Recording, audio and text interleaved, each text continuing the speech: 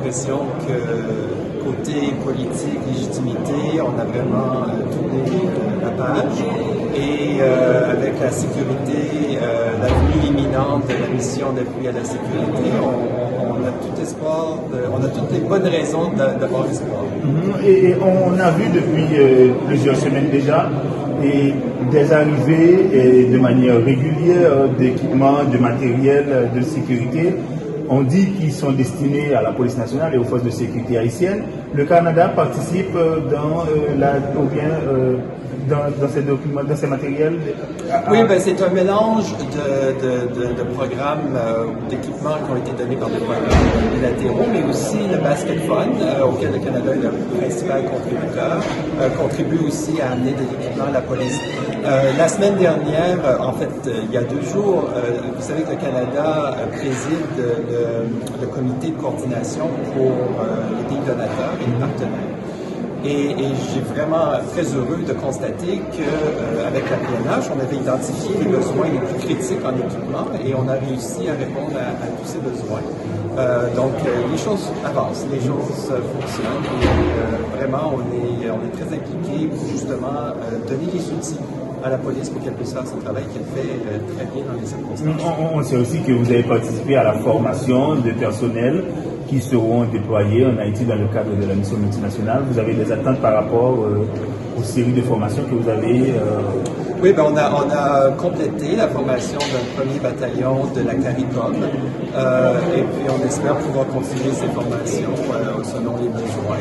Et voilà. À côté de ce que l'on sait, par exemple, votre contribution dans l'achat, dans le basket fund, votre participation dans la formation du personnel du bataillon dont vous avez évoqué.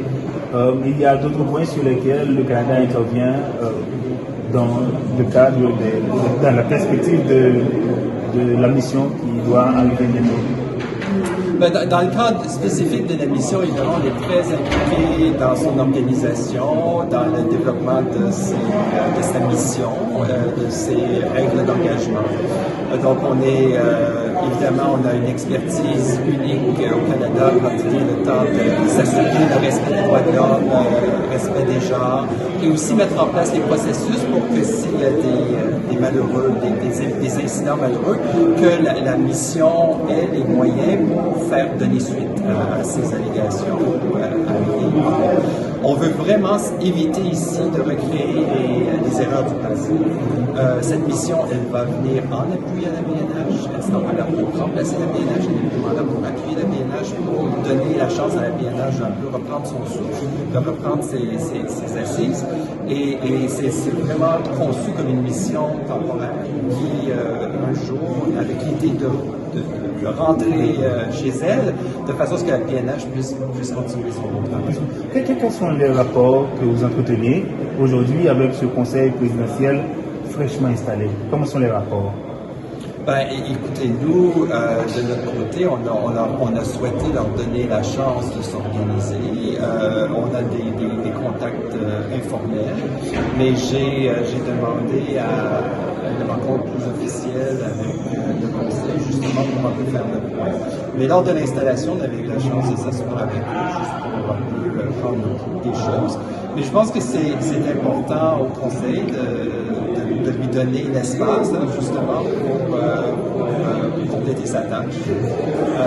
Mais bon, je sais que les choses vont lentement, mais sûrement. Donc, la question du Premier ministre a été évoquée parmi les points que vous avez dit avoir déjà eu un petit entretien avec eux? Non, pas du tout.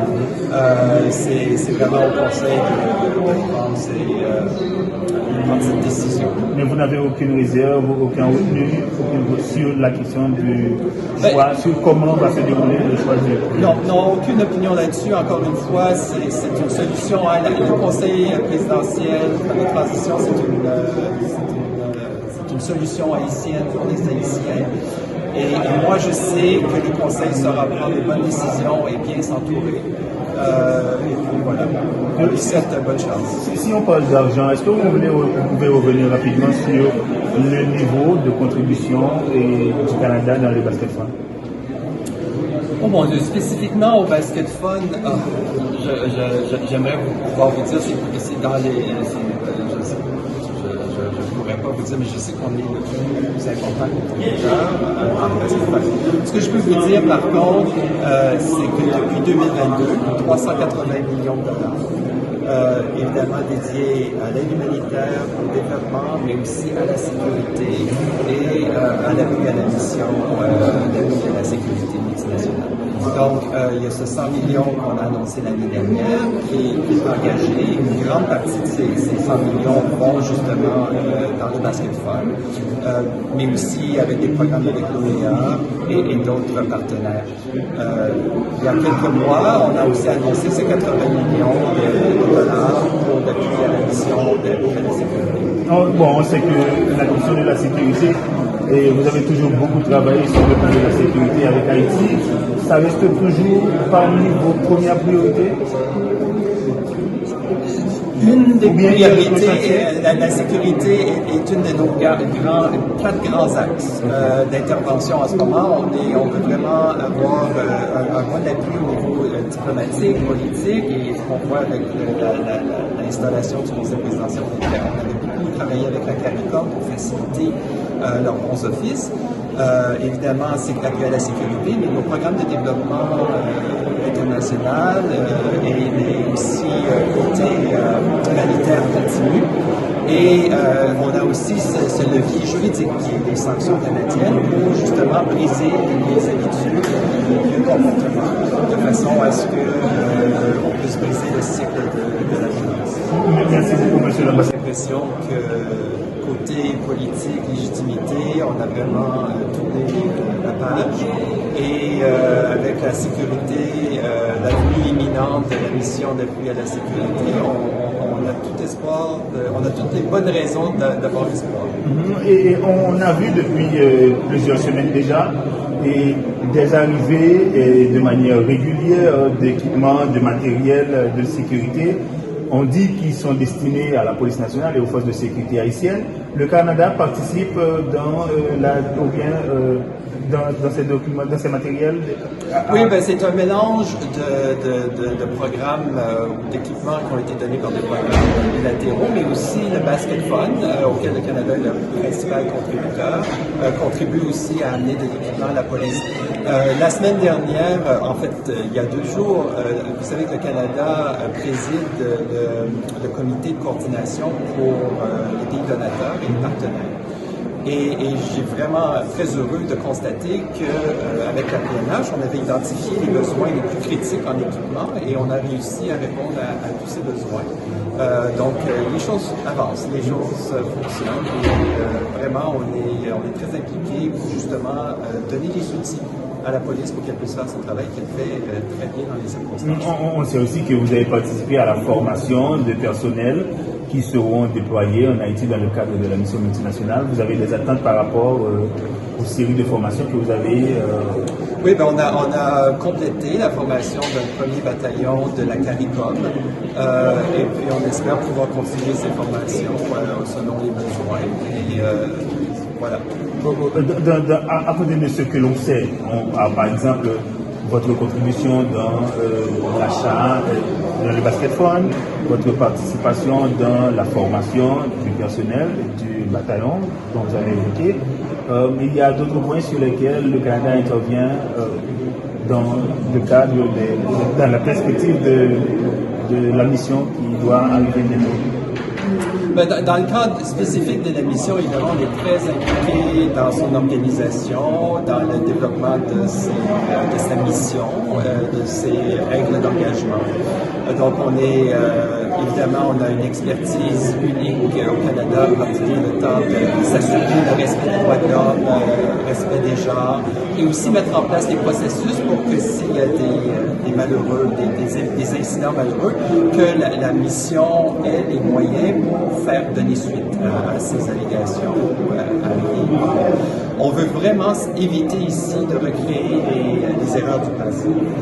Cette mission, elle va venir en appui à la PNH. Elle sera pas là pour remplacer la PNH, elle est vraiment là pour appuyer la PNH, pour donner la chance à la PNH d'un peu reprendre son souffle, de reprendre ses assises. Et c'est vraiment conçu comme une mission temporaire qui, un jour, avec l'idée de rentrer chez elle, de façon à ce que la PNH puisse continuer son travail. Quels sont les rapports que vous entretenez aujourd'hui avec ce conseil présidentiel fraîchement installé? Comment sont les rapports? Ben, écoutez, nous, de notre côté, on a souhaité leur donner la chance de s'organiser. On a des contacts informels, mais j'ai demandé à une rencontre plus officielle avec le conseil, justement pour un peu faire le point. Mais lors de l'installation, on avait eu la chance de s'asseoir avec eux, juste pour un peu prendre le pouls des choses.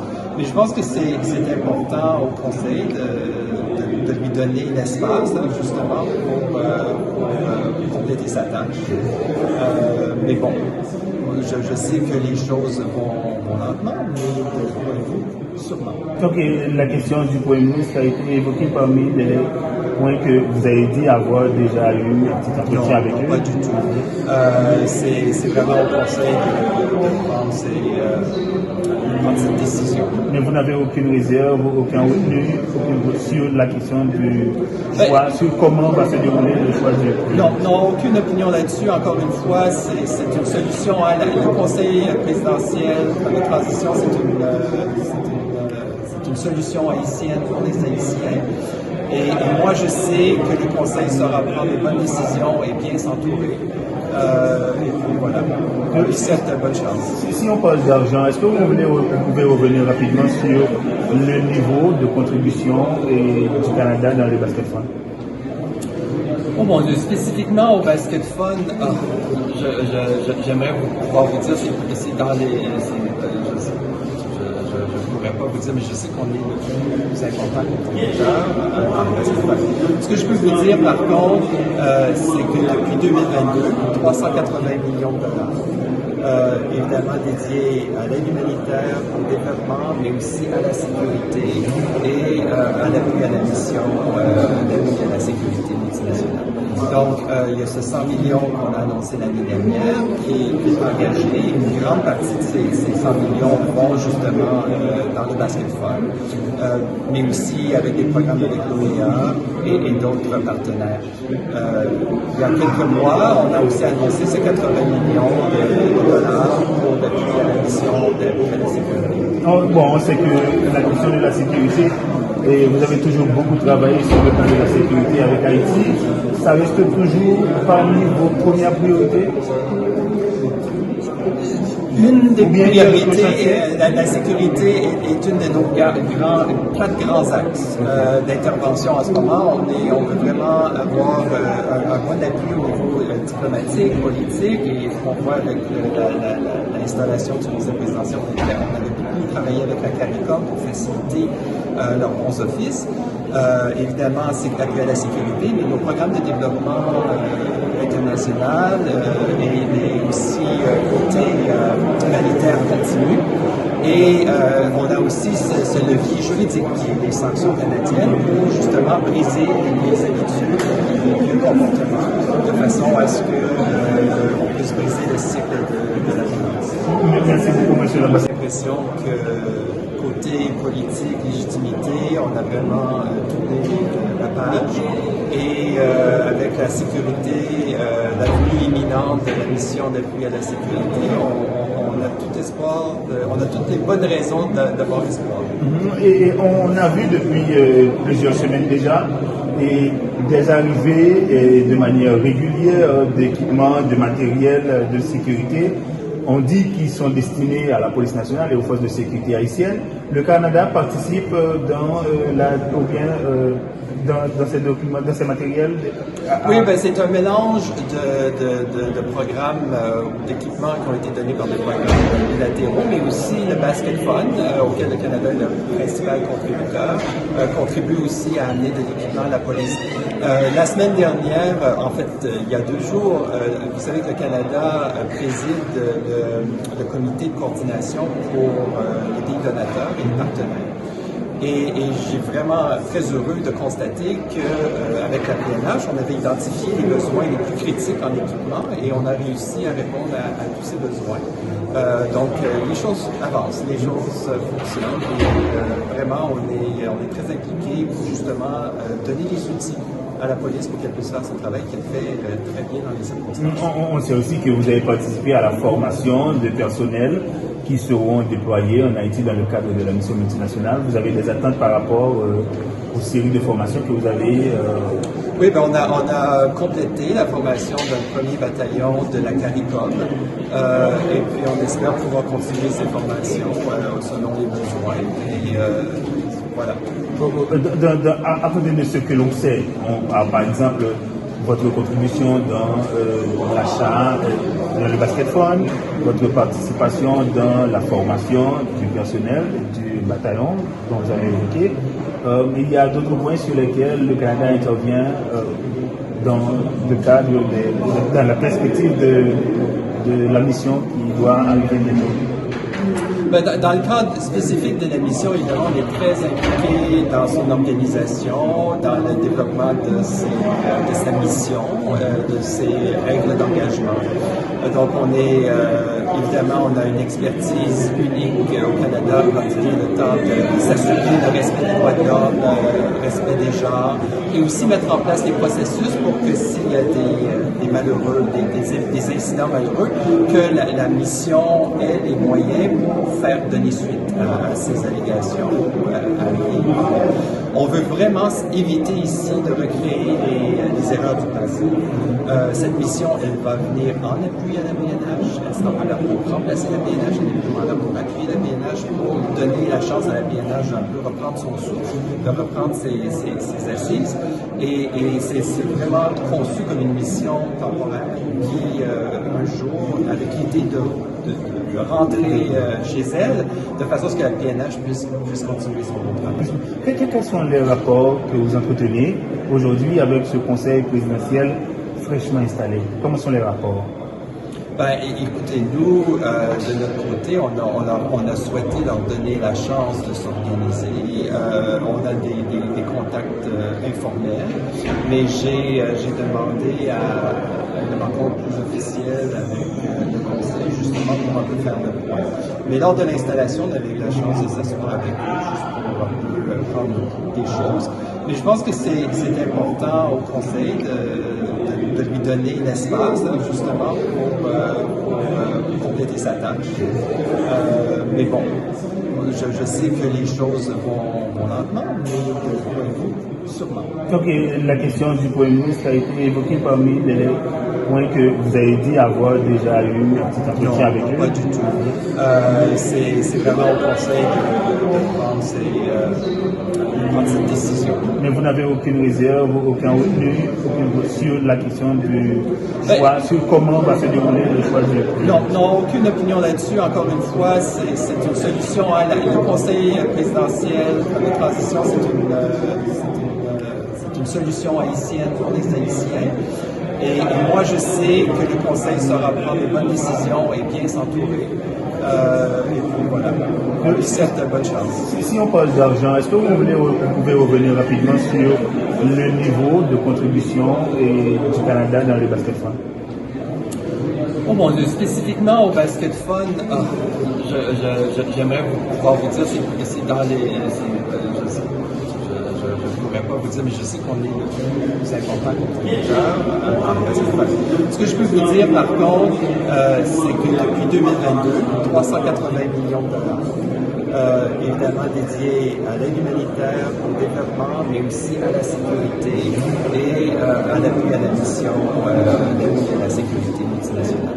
Donc, il y a ce 100 millions qu'on a annoncé l'année dernière qui est engagé. Une grande partie de ces 100 millions vont justement dans le basket fund, mais aussi avec des programmes avec l'OEA et d'autres partenaires. Il y a quelques mois, on a aussi annoncé ces 80 millions de dollars pour l'appui à la mission d'appui à la sécurité. Bon, on sait que la question de la sécurité, et vous avez toujours beaucoup travaillé sur le plan de la sécurité avec Haïti, ça reste toujours parmi vos premières priorités? Une des Ou bien il y a d'autres priorités, chantiers? la sécurité est une de nos quatre grands axes d'intervention en ce moment. On veut vraiment avoir un bon appui au niveau diplomatique, politique, et on voit avec l'installation du conseil présidentiel, on avait beaucoup travaillé avec la CARICOM pour faciliter leurs bons offices. Évidemment, c'est appui à la sécurité, mais nos programmes de développement international et aussi côté humanitaire continu. Et on a aussi ce levier juridique qui est les sanctions canadiennes pour justement briser les habitudes, les vieux comportements, de façon à ce qu'on puisse briser le cycle de la violence. Merci beaucoup, monsieur l'ambassadeur. J'ai l'impression que côté politique, légitimité, on a vraiment tourné la page. Et avec la sécurité, la venue imminente de la mission d'appui à la sécurité, on a tout espoir, on a toutes les bonnes raisons d'avoir espoir. Et on a vu depuis plusieurs semaines déjà des arrivées de manière régulière d'équipements, de matériel de sécurité. On dit qu'ils sont destinés à la police nationale et aux forces de sécurité haïtiennes. Le Canada participe dans ces documents, dans ces matériels? Oui, ben, c'est un mélange de programmes d'équipements qui ont été donnés par des programmes bilatéraux, mais aussi le Basket Fund, auquel le Canada est le principal contributeur, contribue aussi à amener de l'équipement à la police. La semaine dernière, en fait, il y a 2 jours, vous savez que le Canada préside le comité de coordination pour les pays donateurs et les partenaires. Et j'ai vraiment très heureux de constater qu'avec la PNH, on avait identifié les besoins les plus critiques en équipement et on a réussi à répondre à tous ces besoins. Donc, les choses avancent, les choses fonctionnent et vraiment, on est très impliqués pour justement donner les outils à la police pour qu'elle puisse faire son travail qu'elle fait très bien dans les circonstances.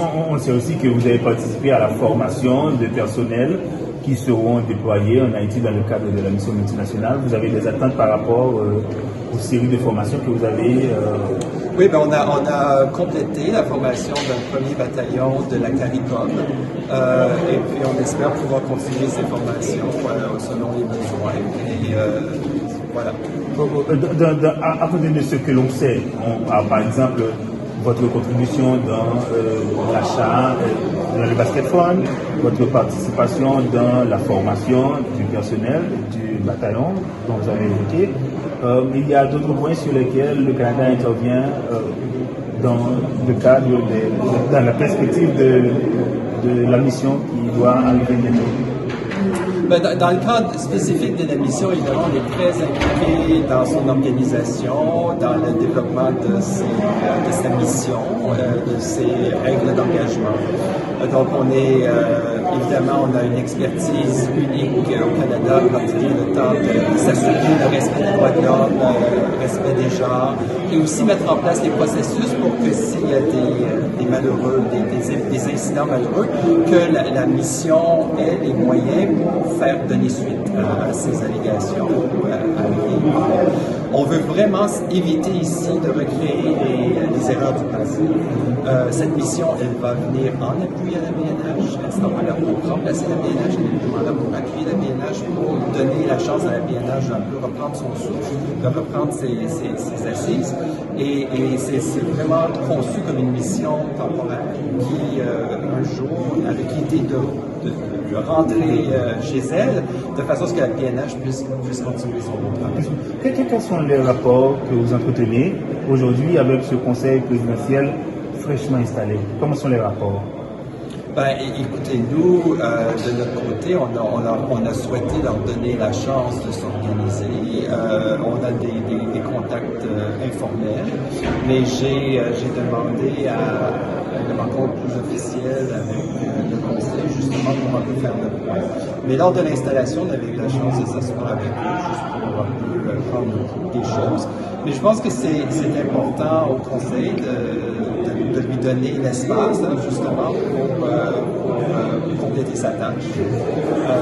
Mais bon, je sais que les choses vont lentement, mais de ce point de vue, sûrement. Donc la question du Premier ministre a été évoquée parmi point que vous avez dit avoir déjà eu un petit entretien avec eux? Pas du tout. C'est vraiment au conseil de prendre cette décision. Mais vous n'avez aucune réserve, aucun retenu sur la question du choix, sur comment va se dérouler le choix du... Non, aucune opinion là-dessus. Encore une fois, c'est une solution. Le conseil présidentiel de transition, c'est une solution haïtienne pour les Haïtiens. Et moi, je sais que le conseil saura prendre les bonnes décisions et bien s'entourer. Et puis voilà, on lui souhaite bonne chance. Si on parle d'argent, est-ce que vous pouvez revenir rapidement sur le niveau de contribution du Canada dans le basket fund? Oh mon Dieu, spécifiquement au basket fund, j'aimerais pouvoir vous dire, c'est dans les... Je ne pourrais pas vous dire, mais je sais qu'on est le plus important contributeur dans le basket fund. Ce que je peux vous dire, par contre, c'est que depuis 2022, 380 millions de dollars, évidemment dédiés à l'aide humanitaire, au développement, mais aussi à la sécurité et à l'appui à la mission d'appui à la sécurité multinationale. Donc, il y a ce 100 millions qu'on a annoncé l'année dernière qui est engagé. Une grande partie de ces 100 millions vont justement dans le basket fund, mais aussi avec des programmes de l'EPA et d'autres partenaires. Il y a quelques mois, on a aussi annoncé ces 80 millions de dollars pour l'appui à la mission d'appui à la sécurité. Bon, on sait que la question de la sécurité, et vous avez toujours beaucoup travaillé sur le plan de la sécurité avec Haïti, ça reste toujours parmi vos premières priorités? Une des priorités, la sécurité est une de nos quatre grands axes d'intervention en ce moment. On veut vraiment avoir un bon appui au niveau diplomatique, politique, et ce qu'on voit avec l'installation du conseil présidentiel, on avait beaucoup travaillé avec la CARICOM pour faciliter leurs bons offices. Évidemment, c'est appui à la sécurité, mais nos programmes de développement international et aussi côté humanitaire continu. Et on a aussi ce levier juridique qui est les sanctions canadiennes pour justement briser les habitudes, les vieux comportements, de façon à ce qu'on puisse briser le cycle de la violence. Merci beaucoup, M. l'ambassadeur.